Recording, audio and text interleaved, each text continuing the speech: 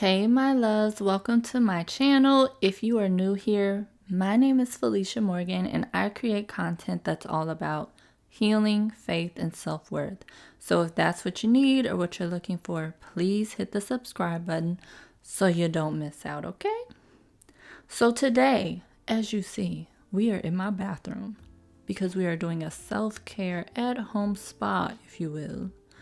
But really, it's just a wash day and your girl felt like putting on a face mask while I had the energy to be extra with my hair. But that's not why we're here. Specifically today, I wanted to talk about minimizing traumatic experiences. Yes, it's time you stop undermining what happened to you. So before we get into that though, let's touch on a few things. In no way, shape, form, or fashion am I telling you to wallow in past experiences or stay in a funk. No, because over here we are rewriting our story, learning to live again, and thriving in all things that God created us to be. But let's be honest, especially for Black and brown girls, based on my own experiences and observations, we tend to minimize uncomfortable situations. Let me give you an example. One day I was working. I worked in retail, and a group of guys came up to the counter I was working at, and one of them began to hit on me. I declined.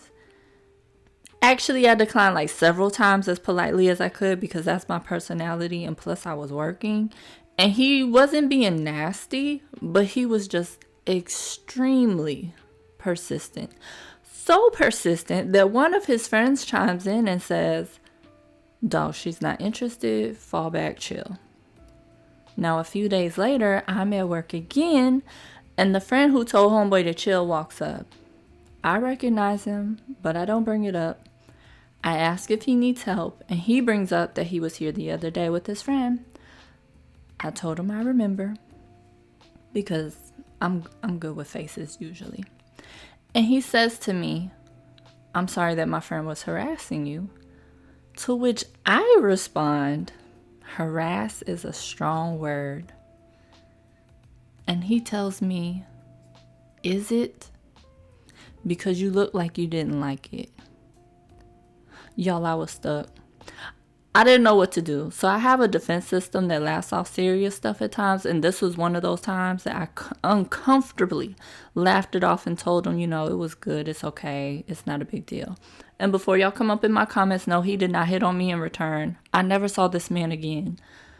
But my point is, some of us have had some serious situations that we experienced that we swept under the rug.